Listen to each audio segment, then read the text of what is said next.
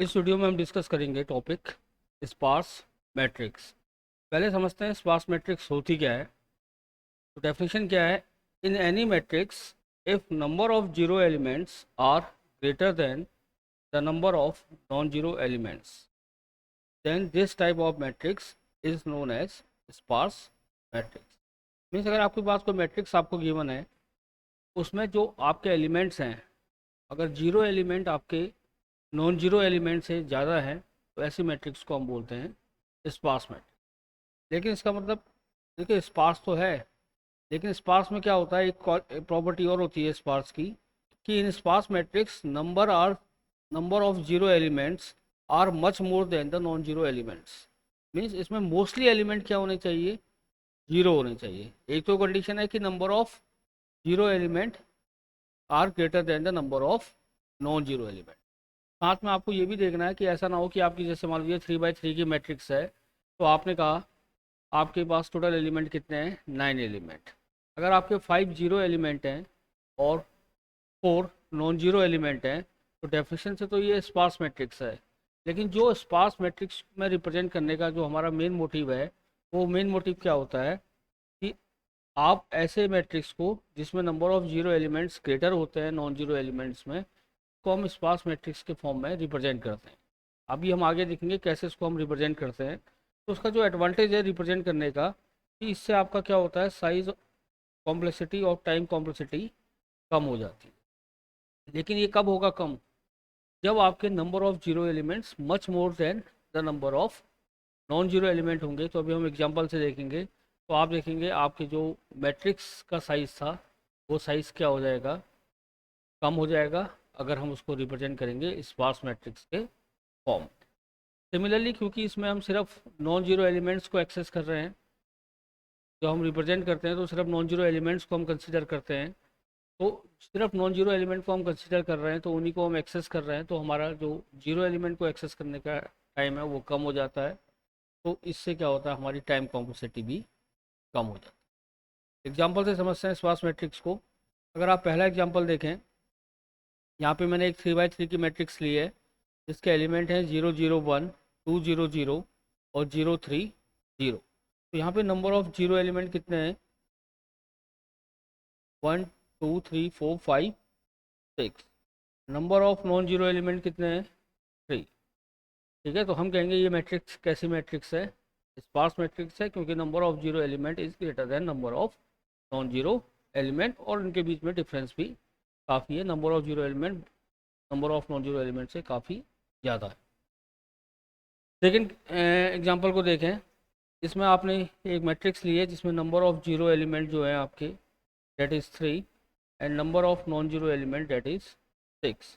तो ये जो कंडीशन है, number of zero element is greater than number of non zero elements, इसमें ये क्या हो गई, फॉल्स। तो आप कहेंगे ये मैट्रिक्स स्पार्स मैट्रिक्स नहीं। थर्ड एग्जांपल में अगर आप देखें, तो थर्ड एग्जांपल में number of zero element is 5 and number of non zero element is 4 है। तो ये भी स्पार्स मैट्रिक्स, क्योंकि नंबर ऑफ जीरो एलिमेंट क्या है, ग्रेटर देन है number of non zero element. लेकिन जिसको रिप्रेजेंट करने का जो हमारा मेन मोटिव था, साइज और टाइम कॉम्प्लेक्सिटी को कम करने का, टाइम कॉम्प्लेक्सिटी तो कम होगी लेकिन साइज कॉम्प्लेक्सिटी इसमें कम नहीं होगी, क्योंकि नंबर ऑफ जीरो एलिमेंट और number of non zero element में बहुत कम डिफरेंस है। तो जो मेन मोटिव था हमारा साइज कॉम्प्लेक्सिटी को कम करने का, वो इससे अचीव नहीं। देखते हैं कैसे हम स्पार्स मैट्रिक्स को रिप्रेजेंट करते हैं। तो स्पार्स मैट्रिक्स को रिप्रेजेंट करने की दो मेथड हैं। First one is array representation and second one is linked list representation. दो तरीके से हम स्पार्स मैट्रिक्स को रिप्रेजेंट कर सकते हैं, पहले एरे वाली मेथड से, सेकंड लिंक्ड लिस्ट की मेथड से। वन बाय वन देखते हैं। एरे रिप्रेजेंटेशन से कैसे करते हैं, तो हम करते क्या है, हम कौन सा एरे लेंगे, एक 2D एरे लेंगे, क्योंकि स्पार्स मैट्रिक्स कैसी है, 2D एरे है। तो हमें कैसा एरे लेना है, 2D एरे हम लेंगे। तो 2D array is use to represent a sparse matrix. तो इसमें क्या होंगे, 3 रोज होंगी, देयर आर 3 रोज, और उस रोज में क्या क्या चीज़ आप कंटेन कर रहे हैं। एंड कॉलम कितने होंगे, एक स्पार्स मैट्रिक्स लेंगे जिसमें कितनी रोज होंगी, 3, यानी कि 1 2 3। जब हम उसको रिप्रेजेंट करेंगे एरे में, तो हम एक ऐसा एरे लेंगे 2D एरे, जिसमें कितनी रोज होंगी, 3 रोज होंगी, और कॉलम कितने होंगे, जितने आपके number of non zero element हैं। मान लीजिए आपकी जो मैट्रिक्स आपको इनपुट कराई थी आपने, उसमें number of non zero element हैं 4, तो उसके कॉलम कितने हो जाएंगे, 1 2 3 4। तो आप एक ऐसी मैट्रिक्स लेंगे जिसमें 3 रोज, देखो रोज तो फिक्स है, रोज हमेशा फिक्स है, कितनी होंगी, 3 ही होंगी, लेकिन नंबर ऑफ कॉलम वेरीज कर सकते हैं। नंबर ऑफ कॉलम किस पे डिपेंड कर रहे हैं, number of non zero elements पे। तो जितने number of non zero element होंगे, तो जब आप उसको स्पार्स मैट्रिक्स के फॉर्म में रिप्रेजेंट करेंगे, तो उतने ही उसमें क्या होंगे, कॉलम्स। तो जो ये 3 रोज हैं, ये क्या कंटेन करती हैं, फर्स्ट रो कंटेन करती है row, means this contains the index of row where non zero element is located. तो ये जो फर्स्ट रो है, इसमें जो वैल्यूज आएंगी वो क्या आएंगी, जहाँ जहाँ पे आपके नॉन जीरो एलिमेंट, जिस जिस जहाँ पर आपके नॉन जीरो एलिमेंट हैं, उसका रो का इंडेक्स। मान लीजिए आपका, अभी हम आगे एग्जांपल से देखेंगे, अगर आपका non zero element first row में है और थर्ड कॉलम में है, तो उसमें रो का इंडेक्स क्या है, 1। तो आप यहाँ पे फर्स्ट रो में इसकी एंट्री क्या करेंगे, 1। First row and third column में है, तो यहाँ पे एंट्री क्या करेंगे, 1। ठीक है। तो सेकेंड रो कंटेन करती है हमारी कॉलम, इसमें आता है the contains the index of column where non zero element is located. तो उस कॉलम का नंबर लिखेंगे, इंडेक्स लिखेंगे हम, जहाँ पर आपका नॉन जीरो एलिमेंट लोकेटेड है। ठीक है। इसका मतलब जैसे मैंने अभी आपको एग्जांपल में बताया था कि अगर एक non zero element first row और थर्ड कॉलम में है, तो फर्स्ट जो आप जब रिप्रेजेंट करेंगे स्पार्स मैट्रिक्स फॉर्म में, तो फर्स्ट रो में तो उसका रो नंबर आएगा, और सेकेंड रो में क्या आएगा, उसका कॉलम नंबर आएगा। और जो थर्ड रो है वो क्या कंटेन करेगी, value of non zero element located at index row comma column. तो क्या वैल्यू है वो उस नॉन जीरो एलिमेंट की, वो यहाँ पे रिप्रेजेंट हो। हमने क्या कहा था, जैसे ये एग्जांपल देखते हैं, ये एक 2D मेरी आप 2D मैट्रिक्स आपने इनपुट कराई, और आपका टास्क क्या है कि इस 2D एरे को स्पार्स मैट्रिक्स के फॉर्म में रिप्रेजेंट करना। ठीक है, ये मेरी इनपुट मैट्रिक्स है। हम नेक्स्ट लेक्चर में हम इसका प्रोग्राम भी बनाएंगे, एरे रिप्रेजेंटेशन का। लिंक लिस्ट का हम बनाएंगे जब हम लिंक लिस्ट पढ़ लेंगे, क्योंकि अभी हमने लिंक लिस्ट पढ़ी नहीं है, तो पहले लिंक लिस्ट के कॉन्सेप्ट पढ़ेंगे, उसके बाद उसका प्रोग्राम बना के देखेंगे। नेक्स्ट वीडियो में मैं आपको बताऊंगा कैसे आप एक 2D मैट्रिक्स जिसमें नंबर ऑफ जीरो एलिमेंट ज़्यादा हैं, को स्पार्स मैट्रिक्स के फॉर्म में रिप्रेजेंट करें। तो ये हमारी स्पार्स मैट्रिक्स C1 है। देखिए, अगर उसको मैं रो नंबर लूँ 1, रो नंबर 2, रो नंबर 3, ऐसी column number 1, column number 2, column number 3, column number 4, तो उसको मुझे किस में रिप्रेजेंट करना है, स्पार्स मैट्रिक्स के फॉर्म में। तो मैंने कहा था आपकी स्पार्स मैट्रिक्स होगी जिसमें 3 रोज होंगे। कितनी रोज होंगी, 3। तो first row, second row and third row. और कॉलम्स कितने होंगे, number of non zero elements. तो इनपुट मैट्रिक्स को आप देखें तो आपके पास नॉन जीरो एलिमेंट कितने हैं, 1 2 एंड 3। तो उसमें कितने कॉलम होंगे, 3 कॉलम होंगे, 1 2 एंड 3। तो हमने देखा था फर्स्ट रो क्या कंटेन करती है इसकी स्पार्स मैट्रिक्स की, row index of non zero element. तो देखें फर्स्ट रो में आपको नॉन जीरो एलिमेंट्स कौन सा मिला, एक नॉन जीरो एलिमेंट्स मिला 1। तो आपने देखा 1 का रो नंबर क्या है, 1 का रो नंबर क्या है, 1। तो यहाँ पे आपने लिख दिया 1। अब सेकेंड रो में इसके लिए क्या आना है, इसका कॉलम नंबर। तो इसका कॉलम नंबर क्या है, तो हमने कॉलम नंबर देखा 1 2 3 4। तो यहाँ पे वैल्यू आ गई कॉलम इंडेक्स। थर्ड में आपको चीज़ आनी है value of non zero element. तो आपने देखा इसकी वैल्यू क्या है, 1। तो यहाँ पे आपने लिख दिया 1। अब आपको सेकंड जो नॉन जीरो एलिमेंट है वो मिला 2। तो यहाँ पे फर्स्ट रो में इसके लिए एंट्री क्या करनी है, इसका रो इंडेक्स। इसका रो इंडेक्स कितना है, 2। तो आपने लिखा 2। सेकंड में आपको एंट्री क्या करनी है, इस नॉन जीरो एलिमेंट का कॉलम इंडेक्स। तो उसका कॉलम इंडेक्स कितना है, 1। तो आपने लिखा 1। थर्ड में आपको करना है इसकी वैल्यू, नॉन जीरो एलिमेंट की वैल्यू, नॉन जीरो एलिमेंट की वैल्यू क्या है 2। फिर आप आए थर्ड में, आपने देखा अगला नॉन जीरो एलिमेंट आपको कहाँ मिला, यहाँ पे मिला। तो इसमें फर्स्ट रो में इसकी क्या करनी है, रो का इंडेक्स लिखना है। तो उसका रो का इंडेक्स कितना है 3। सेकेंड रो में आपको उसका लिखना है कॉलम इंडेक्स, इसका कॉलम इंडेक्स कितना है 2। और थर्ड रो में आपको लिखना है इसकी वैल्यू, नॉन जीरो एलिमेंट की वैल्यू, डेट इज कितनी है 3। तो ये जो मैट्रिक्स थी आपकी इनपुट मैट्रिक्स, आपकी आउटपुट मैट्रिक्स किस में आ गई, in the form of sparse matrix. तो देखिए कैसे आपका साइज इसमें रिड्यूस हुआ, क्योंकि मैंने क्या कहा था नंबर ऑफ जीरो एलिमेंट ज़्यादा होना चाहिए। यहाँ पे नंबर ऑफ जीरो एलिमेंट, ये 4x4 की मैट्रिक्स है, तो टोटल एलिमेंट कितने हैं, 4x3 की मैट्रिक्स है, sorry 3x4, 3 rows and 4 column. तो टोटल एलिमेंट्स कितने हैं 12, जिसमें नंबर ऑफ जीरो है 9 and number of non zero है 3। तो मीन्स इनमें काफ़ी डिफरेंस है जीरो एलिमेंट और non zero element.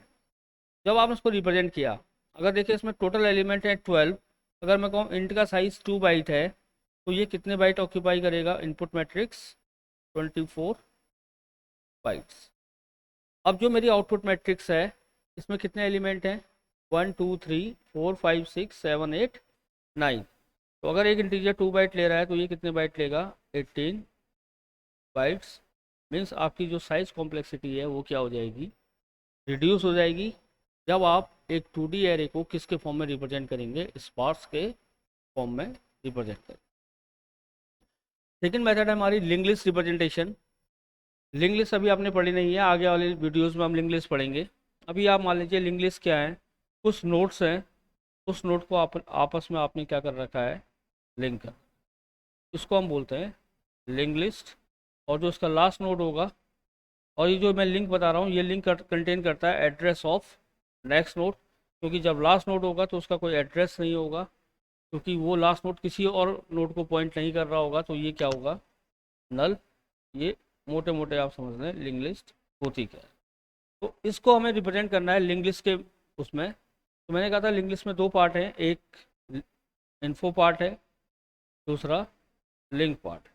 Information part contain कर रहा है जो डेटा आपका है वो यहाँ पे स्टोर होगा, और लिंक पार्ट कंटेन कर रहा है एड्रेस ऑफ नेक्स्ट नोड। तो ये क्या कहता है कि in link list each node has 4 field, 4 field होंगे। अगर एक नोड है तो उसके 4 फील्ड होंगे, ठीक है। फर्स्ट फील्ड में क्या आएगा, नॉन जीरो एलिमेंट का रो इंडेक्स। सेकेंड पार्ट में क्या आएगा, नॉन जीरो एलिमेंट का कॉलम इंडेक्स। थर्ड पार्ट में आएगा नॉन जीरो एलिमेंट की वैल्यू, एंड फोर्थ करेगा एड्रेस ऑफ नेक्स्ट नोड। देखिए रो में लिखा है आपने index of row where non zero element is located, column index of column where non zero element is located, value of non zero element located at index row column, and link contains the address of next node. ये आपका example है, आपको input array 2D array दिया हुआ है, आपको उसको किस में रिप्रेजेंट करना है, इन the form of link list. तो देखो पहला नोड आएगा, इस नोड के 4 पार्ट होंगे 1 2 3 4। तो फर्स्ट पार्ट में क्या आना है, row index of non zero element. ये रो है 1 2 3, कॉलम है 1 2 3 4। तो इसका देखें पहला नॉन जीरो एलिमेंट आपका 2 है, इसका आप देखें रो इंडेक्स। तो रो इंडेक्स क्या है इसका, रो इंडेक्स इज 1, तो आपने यहाँ लिख दिया 1। सेकेंड पार्ट में आना है कॉलम इंडेक्स, तो उसका कॉलम इंडेक्स कितना है 4, तो यहाँ पे आपने लिख दिया 4। Third is the value of non zero element, तो उसकी वैल्यू कितनी है 2, यहाँ पे आपने लिख दिया 2, ठीक है। अगर इसमें एक ही नॉन जीरो एलिमेंट होता तो ये लिस्ट यहाँ पे कंप्लीट हो जाती, लेकिन एलिमेंट क्या है, एक से ज़्यादा है। अब ये क्या करेगा, जो ये फोर्थ पार्ट है ये पॉइंट करेगा दूसरे नोड को, सेकेंड नोड को। इसके भी कितने पार्ट होंगे, हर नोड का स्ट्रक्चर सेम होगा, इसके भी कितने पार्ट होंगे 4 पार्ट। पहले पार्ट में क्या आएगा, ये जो आपको नॉन जीरो एलिमेंट मिला है इसका रो इंडेक्स, तो उसका रो इंडेक्स कितना है 2। सेकेंड पार्ट में क्या आएगा, इसका कॉलम इंडेक्स कितना है 1। थर्ड में इसकी value that is 3। Fourth part contain करेगा कि अभी क्या और कोई नॉन जीरो वैल्यू है, तो हमने देखा हाँ हमारे पास एक और नॉन जीरो वैल्यू है 3। तो ये एक और नोट क्रिएट होगा, ये इसको पॉइंट करे।